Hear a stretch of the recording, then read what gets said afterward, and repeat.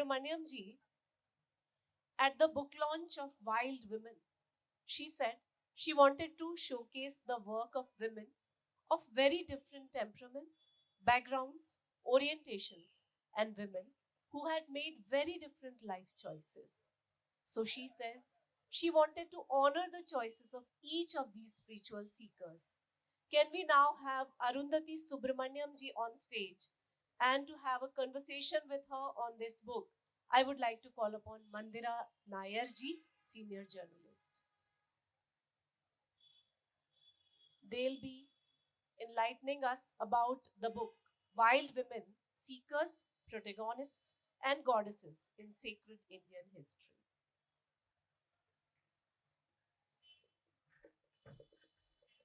तो औरत को देवी बनाकर हम कई बार उसके व्यक्तित्व के कुछ पहलुओं से दूर रह जाते हैं.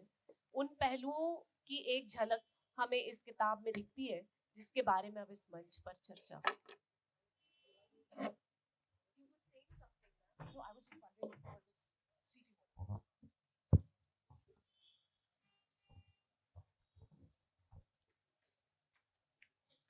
Hello? Yeah. Okay. Good evening.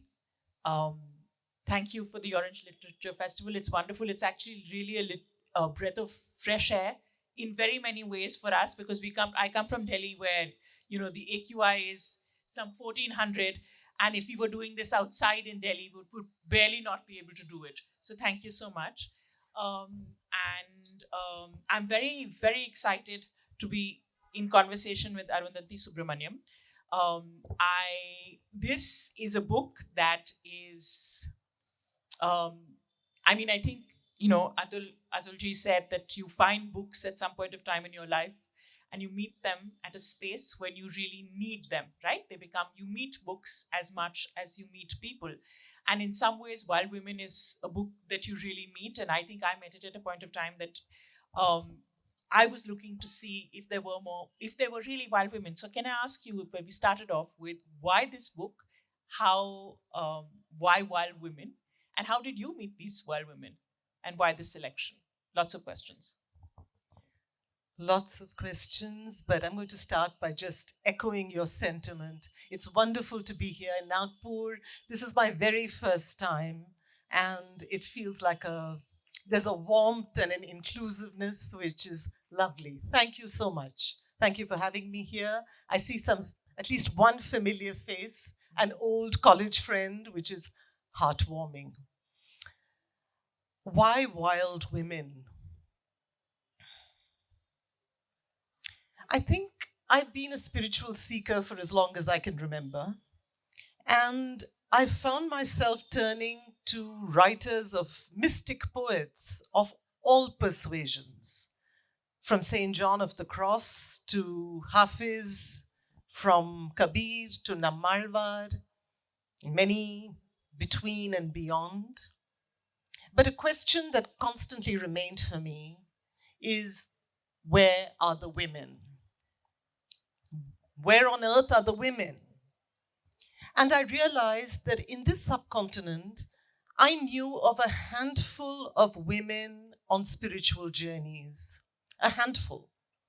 Almost all of us have heard of Mirabai, for instance. Yeah. All of us have heard of Mirabai. In the south, there are some of us who've heard of Andal. We've heard of Akka Mahadevi. Some of us have heard of Laldet from Kashmir. Here, we've certainly heard of Muktabai, perhaps Jenabai. But that's a handful. And what bothered me was the fact that even this handful had been flattened into calendar art. That when I thought of Mirabai, I thought of this kind of ethereal sprite. Yes. Someone who had turned into this puff of vapor, someone who wasn't embodied, someone who didn't seem to have hungers and hormones, someone who didn't seem to have a body, someone who didn't seem to have any bewilderment. And this sense of a plaster saint was something that left me feeling excluded. Yeah. So I think this book started really because of this. Yeah.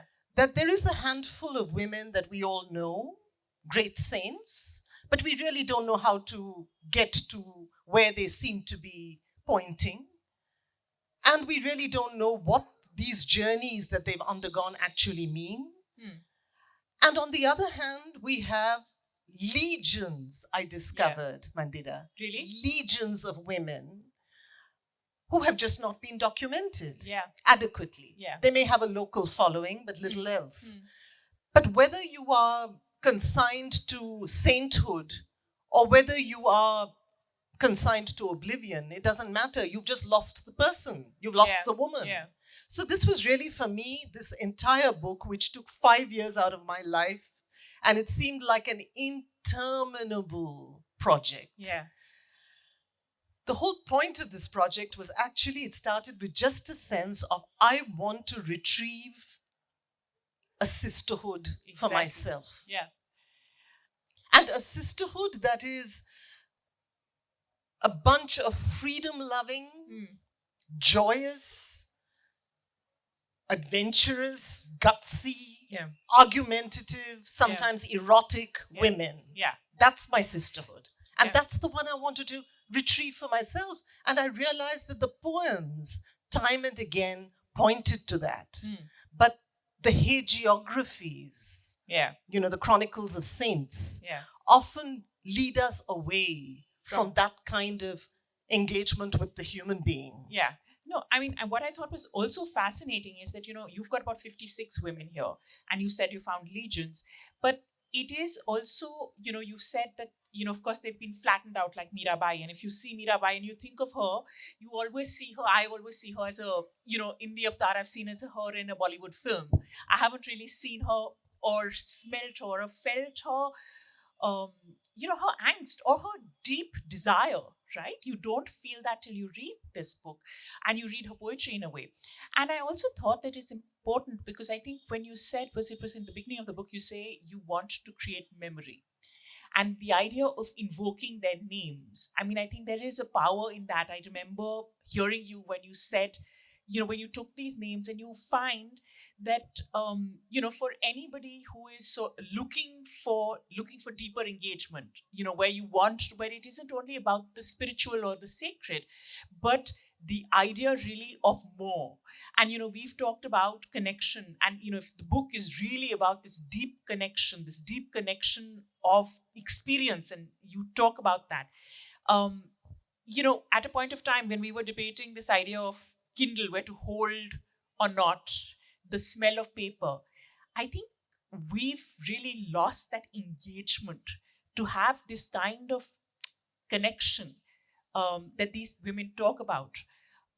Can you talk a little bit about that, the experience of it, how you wanted it to be messy, you wanted to feel, I think you said you wanted to feel blood, you wanted to feel their hormones, you wanted to feel them. Can you talk a little bit about that? I think if there's something that women's voices remind us of in poetry of this kind, it is the fact that there is really no way to embark on any journey, and you called it sacred, and sacred journey is fine, but you cannot embark on a sacred journey without acknowledging the mess and the sensuousness of the body. Yeah. These are women who tell you time and again that you cannot escape the body, nor would you want to. Why would we want to? And to me, these reminders that the body is not an impediment, but the body is an instrument of the sacred. Yeah. To me, that's the shift in perspective that they offer. Yeah, yeah. And there are so many of them. Yeah. So whether it is someone like Punnika, 2,500 years ago, we have this slave girl, Punnika, we are told, who simply heard the Buddha speak and was so empowered by just hearing him once that she was able to confront a ritualistic Brahmin on his way for a ritual bath in the cold river. She stops him on the ghats and she says, "Why are you going to this cold river? do you really think you're going to cleanse yourself? And he says, yes.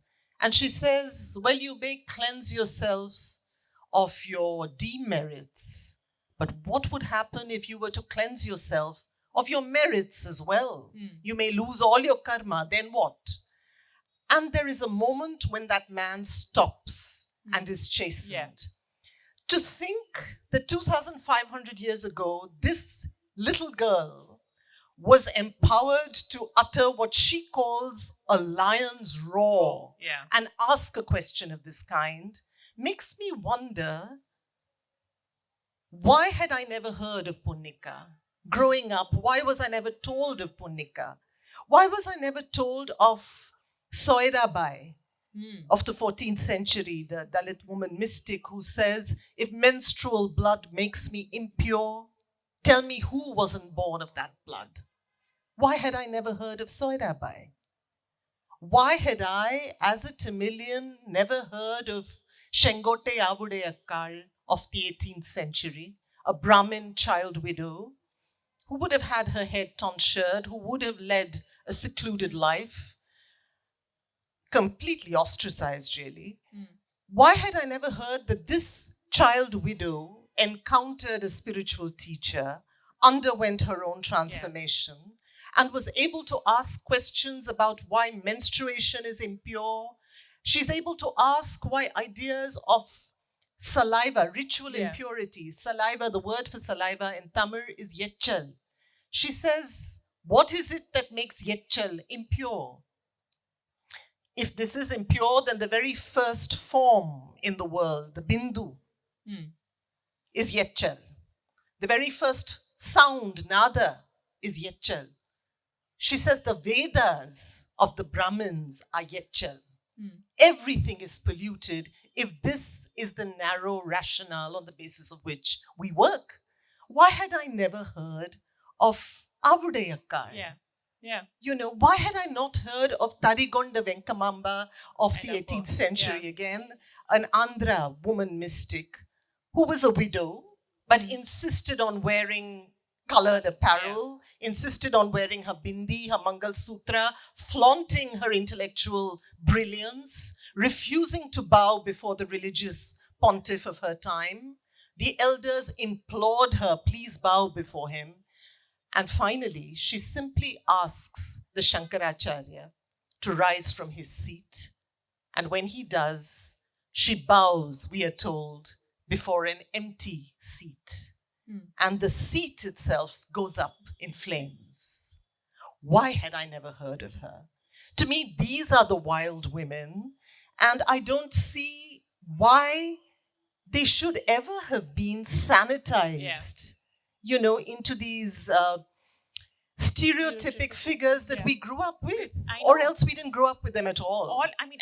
Some of them I haven't heard of, and I would like you to read a little bit about Janabai, because I think when she says, I eat God, and the idea of the way she speaks about her maker, I think that this intimacy, just her words, it's, you know, we were talking about censorship, you said at some point of time, you know, about the fact that there was, the printing press democratizes literature.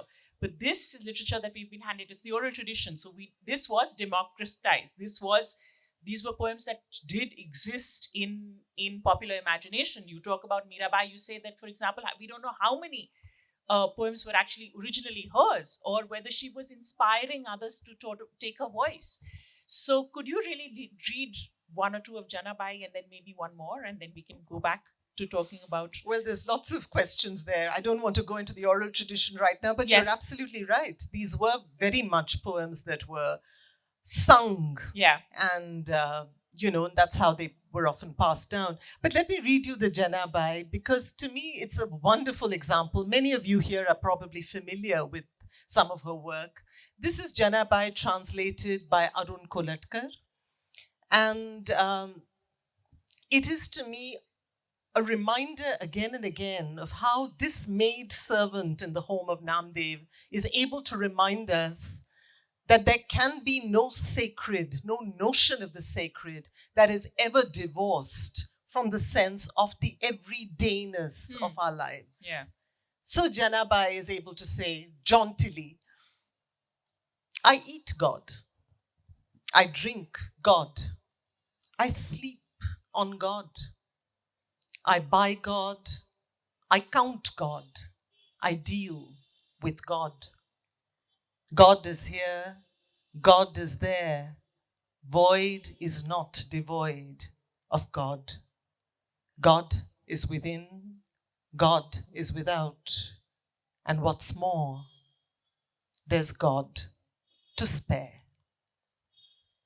That's Janabai for you. And if that is one Janabai, I cannot resist reading another, which is an old favorite, also translated by Kolatkar. Someone sometimes, I've had 3 people so far ask me, why wild women? Yeah. And the question has always been asked by men. 3 people, yeah.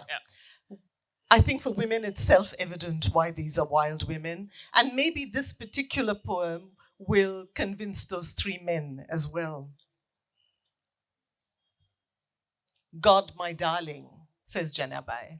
God, my darling, do me a favor and kill my mother-in-law. I will feel lonely when she is gone. But you will be a good God, won't you? And kill my sister-in-law? I will be glad when she is gone. But you will be a good God, won't you? And kill my father-in-law? I will be free when he is gone. I will pick up my begging bowl and be on my way. Let them drop dead, says Jenny. Then we will be left alone, just you and I. So, you said why wild women, and I think you said most of the questions have been asked by men as to why. But you have a poem in the book where you say that if there's one quiet woman, she will remain, but if there are 2 quiet women, I think they will change. You're massacring my I'm sorry, line. sorry. I know I'm very bad with this thing. But what was it? I'm sorry. I have it written down, and now this is what happens with technology. There is a lovely line by a contemporary British poet called Carol Satyamurthy. Yes. Who says, one quiet woman is much like another. One quiet woman is much like another. 2 quiet women can take on the world and his brother. So that's the logic, really. To me, every time there are women of sass like Janabai here, but there are the quieter women as well. And I wanted room for the quieter women too. Yeah. Yeah. So there's Patachara, the Buddhist nun, 2,500 years ago. The Terigatha is an amazing anthology. It takes us directly into the intimate lives of these women, in their voices. So here's Patachara, who tells us that one day she simply watched the water flow over her feet as she washed her feet. She then walked into her cell, lifted the candle wick, and was quietly enlightened. To me, there has to be room also for this kind of quiet shift that happens to so many, undramatic, completely unglamorous, but this kind of quiet shift that has no thunderclaps attached to it. There's room for that too. So Patachara is one of those many quiet women who's also in there. But what is also interesting is that the women were of different kinds. So you've got Amrapali, you've got a huge lot of courtesans, you've got Piro, you've got people who is Bhatta Kapalini, who comes with who her husband and her choose to go into to become monks. You've got child widows, you've got widows, you've got women who leave their lovers, or women who have chosen, like Lalde, to sort of wander. But you've also got women who are within the grahast, this thing, who've chosen not to leave. So, and you've got women who have chosen to be, defiant, right? So how do you think that in some ways that there was more memory of them earlier? Do you think that they existed and we sort of lost them around the way because two quiet women can take on the brother and more? Um, I mean, I think there are so many reasons why religious narratives have ignored women or flattened them. And there are so many reasons why rationalist narratives have ignored them. They're inconvenient or they're just trivial.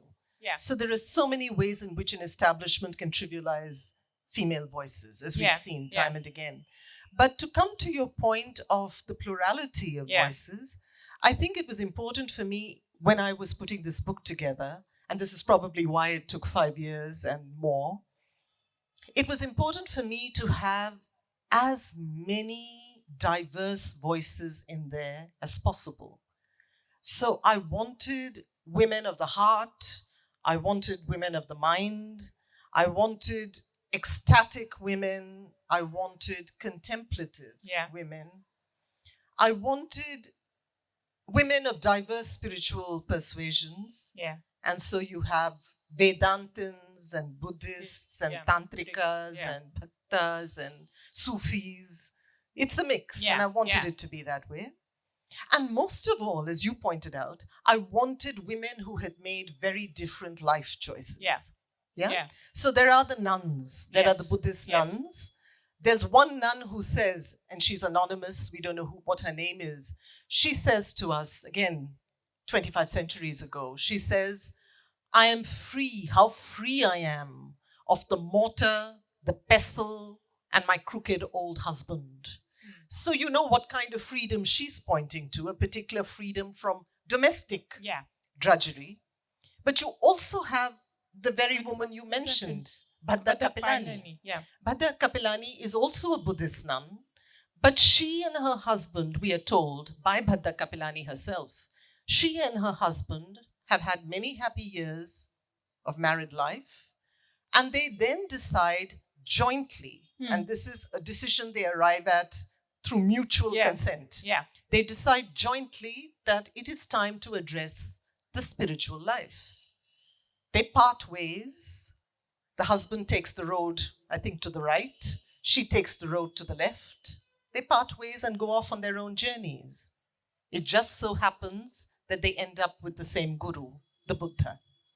And their lives begin afresh, the monastic life. But this is a very differently chosen monastic life. And then there are all those women, tons of women in the Kannada Vachana tradition of the 12th century who had men who were their spiritual partners, their allies.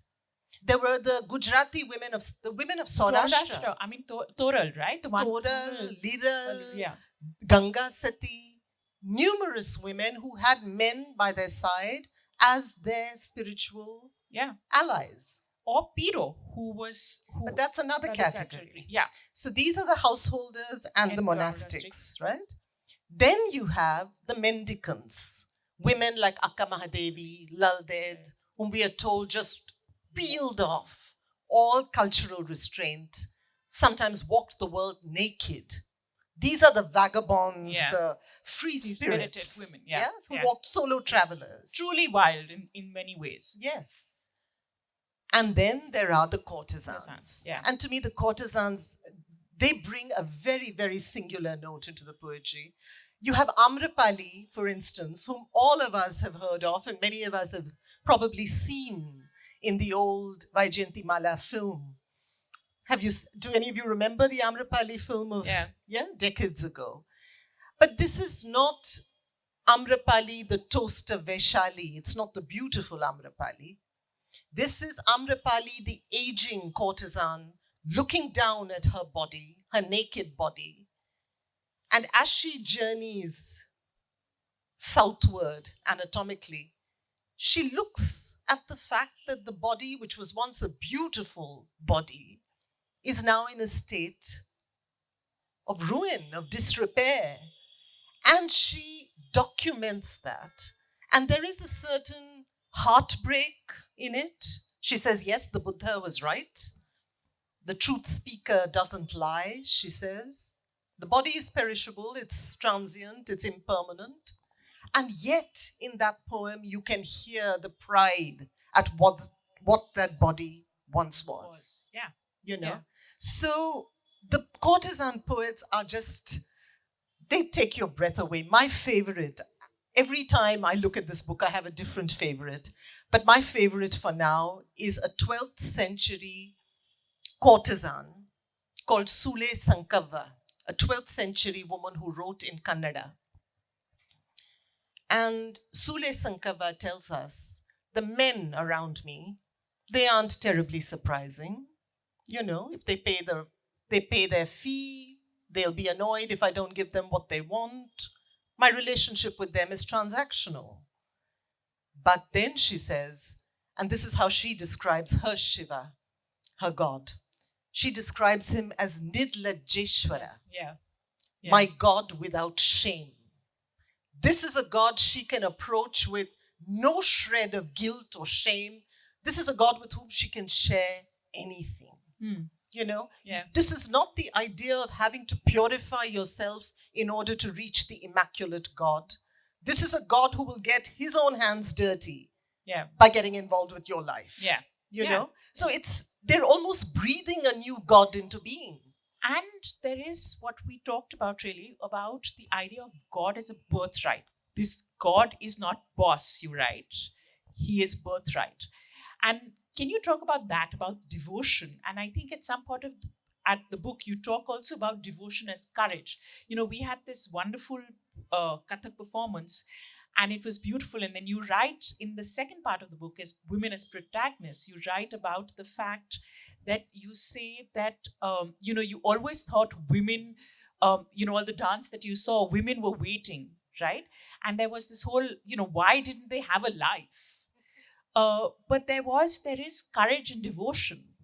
And there is this isn't about, the relationship with their maker isn't only distant. And it is now, it's intimate, it's friendship, it's companion, it's sisterhood too. It speaks of this, it's so tender and it's so intimate. And it's so present. So before we go into that second section, which I'd love to explore with you, and I'm glad you brought up those waiting women, remind me of them, I'd love to talk about them. But before that, I can't leave these women yet. So the poem I want to share with you here is by a 17th century Kashmiri woman mystic, Rupa Bhavani. And there are two short poems by Rupa Bhavani that I just want to share. In one, she says, I have not bowed, I never will. The one who listens is resplendent within me. That is worship. That is what I do.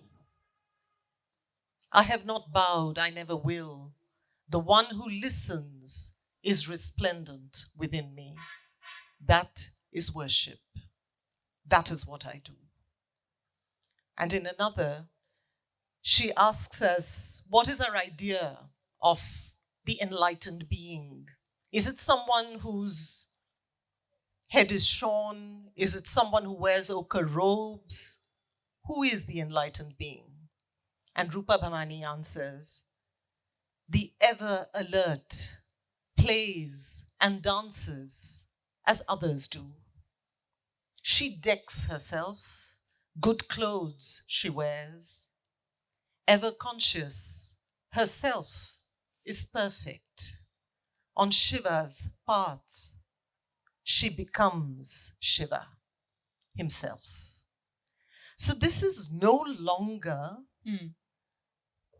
the woman who is content to worship in a passive way or simply wait for her Godhead to appear. This is someone who will settle for nothing less than embodying the sacred. It is to embody the sacred, not simply to have this distant relationship of supplication, passive waiting. None of that.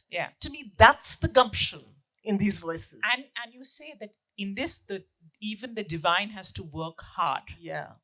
So it's a two-way relationship. It's not only about me worshipping you, which is and or me sort of bowing before you, and of course she doesn't bow, but it's also about you connecting with me, and that is equally important. Yes. I think in a lot of my work, and this is certainly true of the earlier book that I did, the Penguin anthology called Eating God, which was an anthology of bhakti poetry. I think in that book, as well as in this, I'm really interested in reframing the idea of bhakti in a way, For far too long, Mandira, I think we've looked at bhakti just as some kind of, and I was guilty of this, I grew up with this idea of bhakti as some kind of a servitude. Yes. I thought bhakti meant being servile, turning into some kind of puddle of spinelessness at the feet of a guru or a deity, or some notion of the divine, whatever the notion is. But I thought it was essentially about submission. And the fact that so many spiritual traditions enjoin the idea, they always speak of surrender. Yeah. And for me, the very word surrender made me uncomfortable. Yes. I think many of us who grow up reading a particular kind of pulp fiction romance, it was Mills and Boon at a certain time, it's something else today, the Harlequin romance perhaps, but that idea of just swooning into the arms of someone always, I think, left us deeply uncomfortable. Yeah.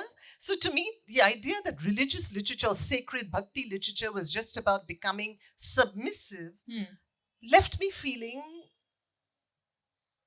really, I mean, I was not drawn to this. Let me put it that way. It did not left draw you me cold at all. in a way. Left me more than cold. Yes. Left me angry sometimes. Yes. But that's when I discovered, later, much later in my life, when my own spiritual journey took on a certain intensity, I discovered that I rediscovered the bhakti poets. And I think it was Atul who was talking about books that reach you at a certain time when you actually meet the authors as people. Yeah. And to me, the bhakti poets, when they re-entered my life, I read most of them in translation, but when they re-entered my life, I realized that there was nothing bloodless and anemic about devotion. There was nothing that suggested passive submission about bhakti. It is a travesty that we use the word bhakt today to talk about some kind of uncritical kowtowing to the politics of the far right. Because there is nothing about bhakti that is uncritical adherence to anything. God in these poems is not a despot. He is not a dictator. He's someone who's waiting for an invitation into the heart of the bhakta. And the bhakta himself or herself is this spirited, quarrelsome, passionate, sensuous being who's looking to have a two-way conversation with this God.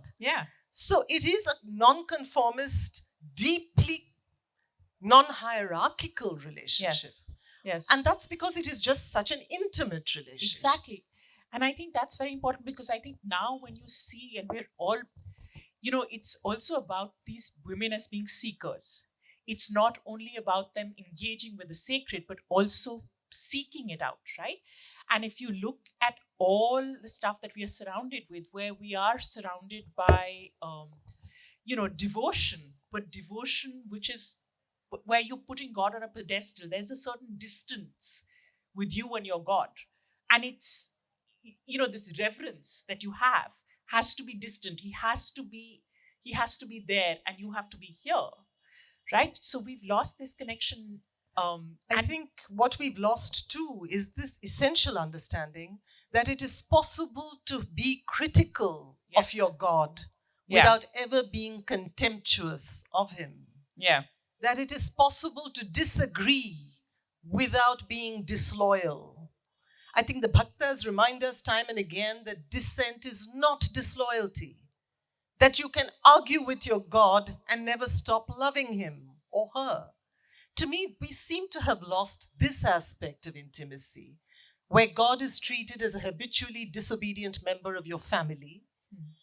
And that means it's someone you can actually rebuke. This gives rise to what we call the Ninda Stuti, which is just an incredible literary form, which allows you to throw a tantrum in verse and call it a prayer.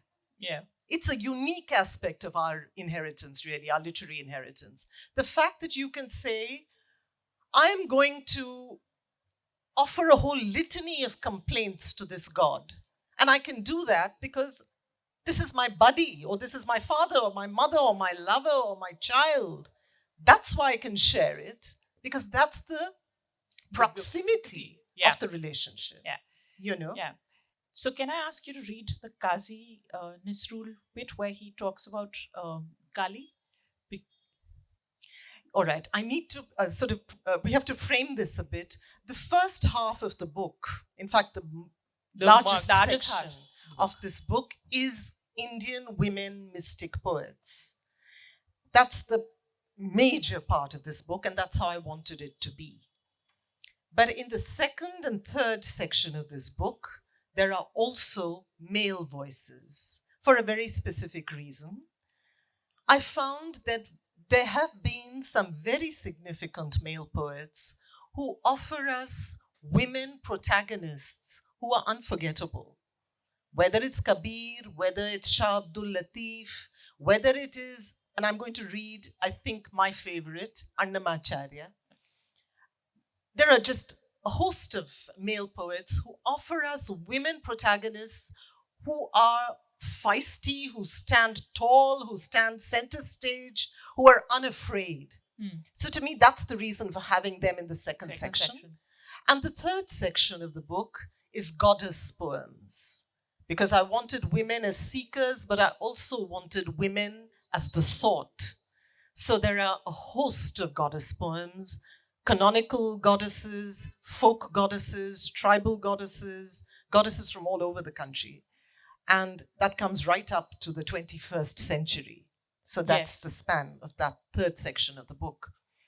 But we don't have all the time in the world. So rather than Qazi Nazrul Islam, whom I hope all of you will read if you were to pick up the book, as I hope you will, Qazi Nazrul Islam is a wonderful example because it's an example also of the kind of extraordinary cross-dressing or syncretism that we are capable of. You know, you have this great Islamic poet, national poet of Bangladesh. That's right. And writing with such affection for Kali, which is unbelievable, where he reprimands her. That's right. There's lots of, the Ninda Stuti comes in so many ways. But the poet I'd like to share with you, because I know we don't have all the time in the world, is Annamacharya. And Annamacharya is a poet I love to read out loud. And that's because he gives us two kinds of poems. In one poem, he speaks as the male seeker.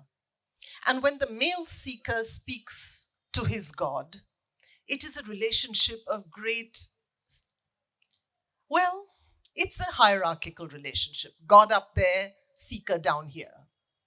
But when Annamacharya speaks as a woman, the tone changes. The woman who speaks in these poems is a very singular woman. She is a goddess herself. She is the goddess Alamelu Manga. This is Annamacharya wrote in Telugu. He's a 15th century poet. And Alamelu Manga, in his poetry, is a conceited goddess. A goddess with a very good opinion of herself. So here's Alamelu Manga talking to her God and saying, well, yes, everyone thinks he's a big shot. He's the god of Tirupati, Venkatesha, the god on the hill. But that's incidental. As far as Alamelu Manga is concerned, she's the one who counts. So she's constantly telling us he's the boss. But you just have to hear the poem to know that she means something very different. Alamelu Manga always means the opposite of what she's saying. So it's actually just a humorous poem that works perfectly as a romantic poem. It works perfectly as an existential poem. Here's Alabelu Manga. He's the master. What can I say when he says I'm better than the others? I don't even have to ask. He takes whatever I say as a command. Why should I brag? My husband is under my thumb. He's the master. Who am I to serve him when he takes joy in serving me? How can I tell you the 1,000 ways he's with me?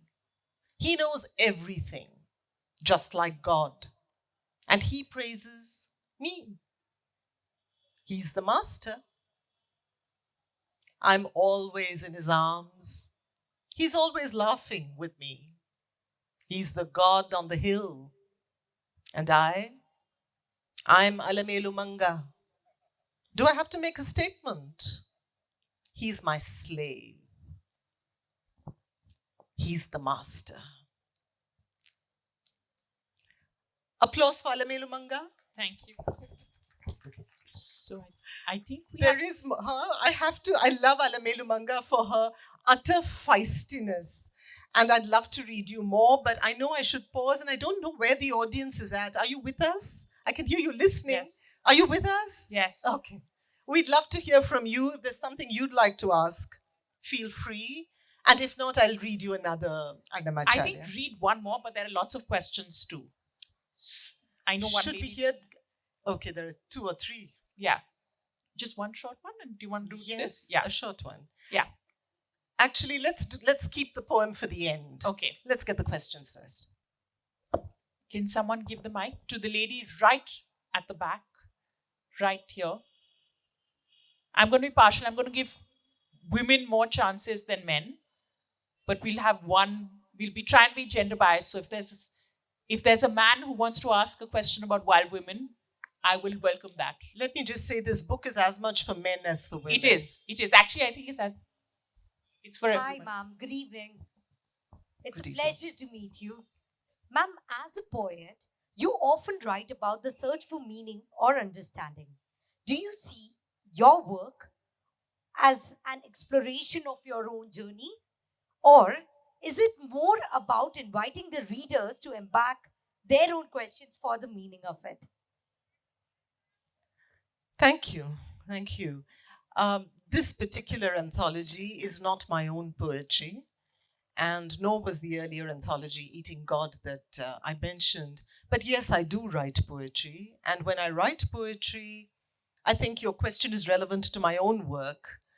I'd say that the two aren't incompatible. One writes about one's journey, but what was the second part of your question? Do I write for others to Embark upon their own insights to it. I think that's the nature of poetry, right? You write and you are well aware that it's going to mean different things to different people.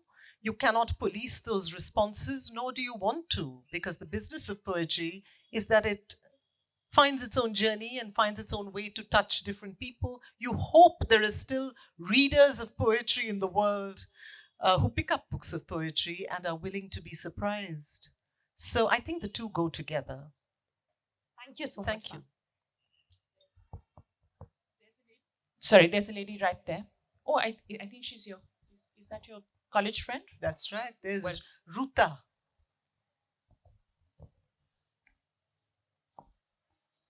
Hi, Arundhati. Great to have you here in Nagpur. And amazing book. Yeah, can you hear? Amazing book as usual. And I found it's followed through from women who wear themselves. And it's so much, I mean, the minute I held the book in my hand, it's so much research has gone into it, Arundhati. And it's been, as you said, it's a 5-year journey. So while I was going through it, I was wondering, how does the translation, how does the poetry not get lost in translation, or did it get lost in translation? How did you work around that? From the 12th century to the indigenous, our own languages, to get it into English.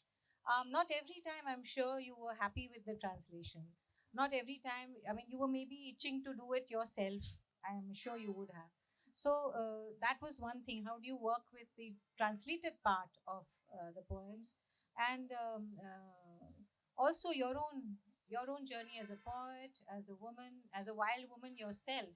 Um, how do you what next? I mean, you've been working with bhakti so much. Where is this taking you? I mean, how will you reconcile your own journey with that? So two questions there. Lovely. I'm so glad you invoked women who wear only I themselves. love that book. I loved it so much. Thank you.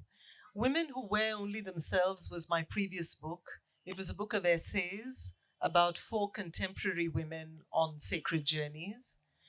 And in a sense, that book interrupted this one. The research for this one was on well before that. About translation, Ruta, my answer is just this. I was not looking for the immaculate translation because the one thing I do know, and this is, I speak, for years as poetry editor, I worked with translations. And I realized there is really no such thing as the perfect translation. And even if it is an imperfect hole in a wall, I want it there. Because the alternative is not to be able to look through that wall at all. So for me, the translation is always just an invitation to look into another world and to at least be able to acknowledge that it exists. And the finest translations, and they're not, we don't always have the finest, but translations at their best can invite you into another world. So I hope that there will be readers who are inspired enough by some of the women in this book to actually follow their journeys, pick up the work, maybe even explore it in the original. So it's really an invitation to a new landscape, and then it leaves you there to continue if you want. That's the answer to your first question. So I really have stopped being apologetic about translations to answer your question, there was a time when one endlessly agonized over what is lost and what is gained in translation. I just feel, irrespective, we just need translations there. Where would we be without translation? Not just to read other Indian language poets, but to read the Russians and the Greeks and all the great poets of the world who've nourished us. Where would we ever have been able to read them without translations? So this is a beginning, The second part of your question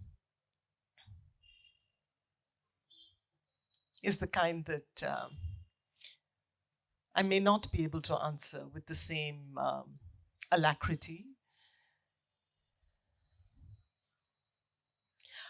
This is an ongoing journey. So, I don't plan a book. I only take up something like this if I feel very deeply called to it. I'm deeply relieved this is done.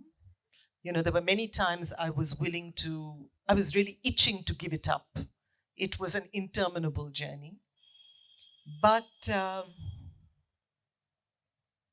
have a book of poems coming out next year. And of course, some of these women have leaked into the poems. That was inevitable. And after that, who knows? I really never know whether I will write another book. It just feels like with every book, this might well be the end of it all. You wish it well and you send it out on its way. And you never know after that if there will be more. But I think looking at these 3 books, the forthcoming book of poems, this anthology, Wild Women, and the previous book of essays, Women Who Wear Only Themselves, I feel it's almost a trilogy, which was unintentional when I started out. Thank you so much, Arundhati. I think there's a question right at the back.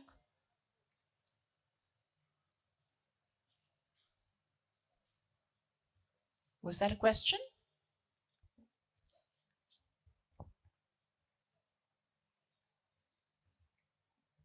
I thought I saw a gentleman hold up his hand. I might be mistaken. Okay. There don't need to be questions, really. If there Okay. aren't, it's absolutely fine. I was actually hoping there would be two and we could get one more poem in. We'll get a poem in. The thing about poems, reading poems, is that really they're meant to wash over you. They're not always about questions. I want to read two poems, really, if I may. Please. If there aren't any questions. I want to read one Annamacharya just because I love the man. But I also want to read one more poet, woman poet. I'll tell you about her in a moment. Here's Alamelu Manga again. Would you like to hear some Alamelu Manga? Yes. Yes? Okay, good. Okay, here she is again, saying, there are some things I just can't do. Alamelu Manga here says, I'm just a woman. There's some things I can't do. I'm just a poor, hapless woman. But remember that this is Alamelu Manga speaking, which means if she says I'm a poor, hapless woman, she means exactly the opposite. I'll serve you the best I can, but some things I just can't do. I can melt your heart just like that, but I can't stop you breaking out in sweat. I can sink my teeth deep into your lips, but I can't help it if they leave marks. Some things I just can't do. I can touch you when you are shy, but can I stop you from feeling the thrill? I can look you straight in the eye, but hey, can I keep you from smiling? Some things I just can't do. I can wear you out with my kisses, but I can't stop your sigh. Now that you've made love to me, God on the hill, can I keep you from wanting more? Some things I just can't do. Alamelu Manga. But the woman I wanted to read to you, and I think we'll conclude with that, is Liral. Liral is a 14th or 15th century Gujarati woman mystic. And I want to conclude with her today because I've spoken of all those voices that ask inconvenient questions. Punnika, Tarigonda Venkamamba, Shengote Avudeyakal. There are so many of them. All of them who acknowledge the body in one way or the other. But I also want to remind you that these are women who are not merely asking socially or culturally transgressive or inconvenient questions. They are asking essentially existential questions. So the body also becomes the site of discovery, of pivotal discovery, as it is here for Liral, who says, who styled this brittle body? Why was it fashioned so frail? And yet, within it are the moon, the sun, and a million stars. Within it, the hammer and the billow that shaped the self. Within this jar are the tree, the fruits, the reaper. Within it, the orchard, the tree, the water, the wind. Within it, the lock, the key, and the locksmith. Thank you.